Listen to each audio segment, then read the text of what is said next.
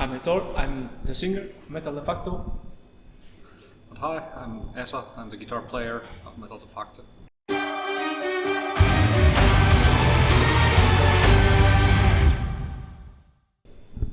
Good, thank you. Very good, thank you. It's been like a lovely day here at the CoolHead Brewery. So we finished our sound check and now we've been just hanging out here and enjoying the atmosphere. Yeah, seems like an appropriate place for Metal de Facto to play a show.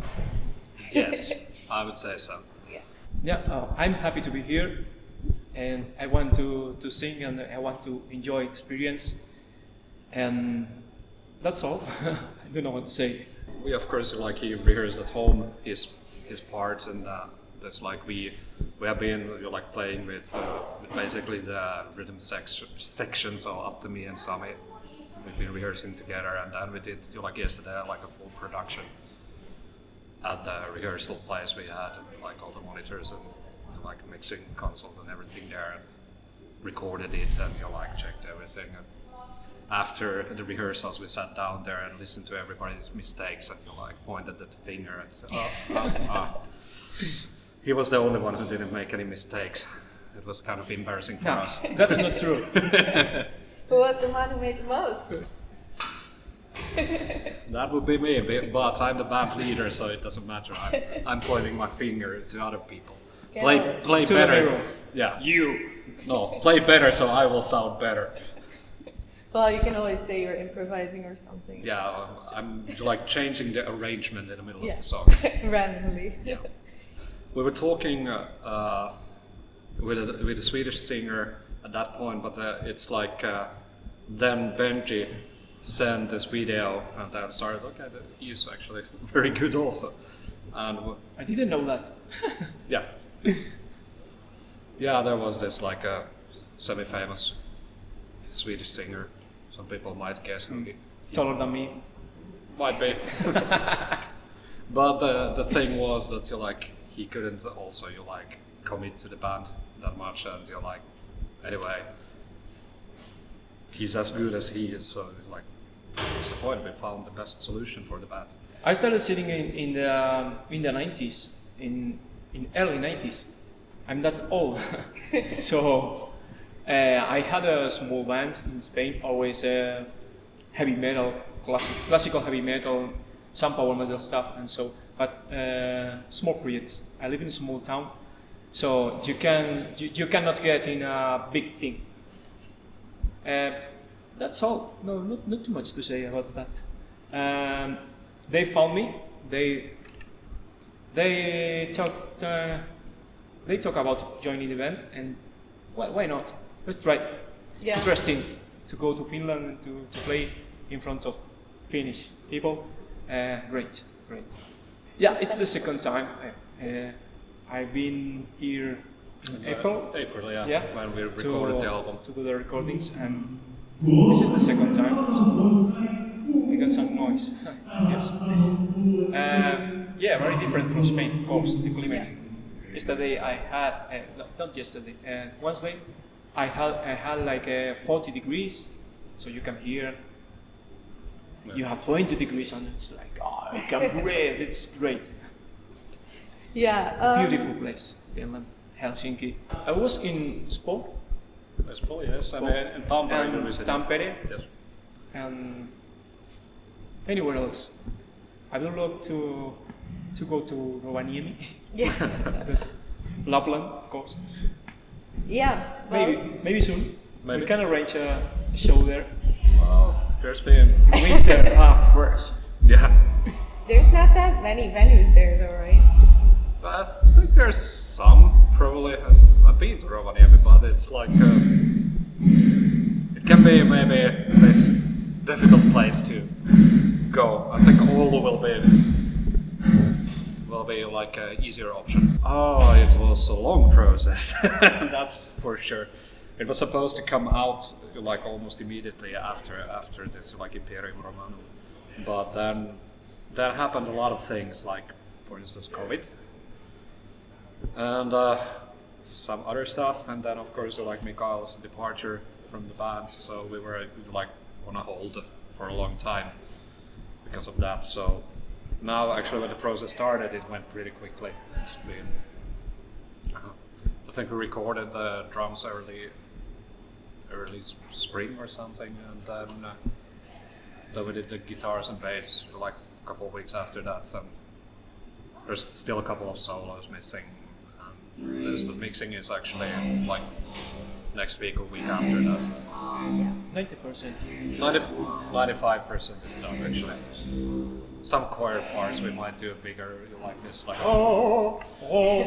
there is more songs written by other people on this album than on the previous one, because the previous one is like, I think there's like 2 songs by Sami, and like most of the rest is mostly by me. Like, of course, people bring in ideas, and like, for instance, he's been doing great work with the vocals, like changing. Like, I give some melodic idea, he does it much better, because I'm not a singer. I'm just like, oh, I have a synth and I'm playing some melody. And it's like, hey, I have to breathe some.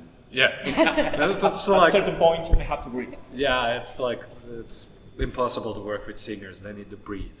Yeah. Divas. But the thing is that this album, for instance, there is a song which is completely written by Atte, which is a bit different metal Facto than, in a way. Of course, It's still power metal. It's still power metal, but it's a bit different than like the previous album. There is more variation on this album. Some stuff has been written again. Some melodies where he sang them as they were. Then I wrote actually a couple of songs when he came into the band. When I heard what kind of a voice he has, and Sami heard it also, we wrote different songs for the album, because it's like when you know what you're dealing with, you know what to write, and you're like, hey, he has a different voice than Mikael. He has more this like, how to put it, like classical heavy metal singer. Mikael is more like a screamer. He is more like something like if Michael Kiske and Ralph Cheapers would have a child, he would be. We can fly free. Yes. I like them all. Correct answer. Yeah. Even instrumental. Yes. Yeah, well, I guess, are you going to play that one? No. Not today, unfortunately. The set is very short, so it's like no time to fiddle around with instruments. Yeah. We would have loved to play a couple of new songs, for instance, today, but it's not possible with this time limit, because of course we don't want to play half of the set new songs that nobody knows. Yeah. Really. So it's just like one song to introduce how it will sound in the future. But then picking up the songs from the first album also, like which ones. Of course, like Conqueror and Legionnaires Oath are like given that we need to play those, because those are the most popular songs that we have. But otherwise, it's always which one to take. And I'm not gonna tell which 2 other songs there is. It's gonna be a surprise for you. There's a geisha tattooed on my forearm. Yes, like for me, it's been like when I was studying in the university, one of it's not a thesis, but like a bigger work that I did, like practical seminar or something like this, was about the Japanese art music. So I'm very interested in Japanese art music, for instance, in Japanese stories and everything. For instance, in the new album, there is going to be this I can reveal the title of the song now when the cat is out of the bag, but there will be a song called 47 Ronin on it, which is like a 12-minute epic song. And it will have like a great guest also speaking into it with his deep voice, like very epic, very heroic, much epic, much everything. It's like the song has, I think it goes in 7 different keys, and it's like 4 or 5 different tempos and different time changes all around. It's actually quite... Are you making prog nowadays? It's not prog actually. It's funny because it doesn't sound like prog. Yeah. It's just it's more complicated than it sounds. Yeah. Well, and for him it was horrible because he had to sing every part because it's always in a different key. If there is something coming again, it's in a different key. No, it's very easy. Yeah. Okay, next time it goes higher and higher and higher. Yeah. Did you also use some, like, if you say you studied Japanese art music, was that also a major inspiration for writing the music itself? And not that much actually. It's on a part 2 because this is part 1 of this album. On part 2, the starting song will have some influences from Japanese music, but more of that later. It's going to be in the future. We want to talk about the part 1 now. Not part 2. Yeah, well, I do have to ask about part 2 as well, because I'm just wondering, did you already record everything for that? No, it's not. Everything is not recorded. The songs are mostly ready. Like now, when we have everything set up, we can record it quite quickly. The original idea is to have it out in about a year after the first part is out. Yeah. Depending, of course, you like on the tours and this, like how much we have time for it. Hopefully, we'll have like some tours. So, but anyway, like tour is like 1 month of being somewhere. Rest of the time is not that much, so we can do the songs. It looks like they started their sound check. Yeah, yay! Well, of course, after the album is out, we're having today a meeting with our booking agent in Finland to see what we're gonna do when the album is out now, when the schedule is like locked for it. So probably early next year we're gonna do some shows in Finland. I don't know if they're gonna be headliner or are we gonna be like opening for somebody or supporting someone, but we'll see. And anyway, our label also was very much that we need to tour in Europe, which I agree very much that we need to do that.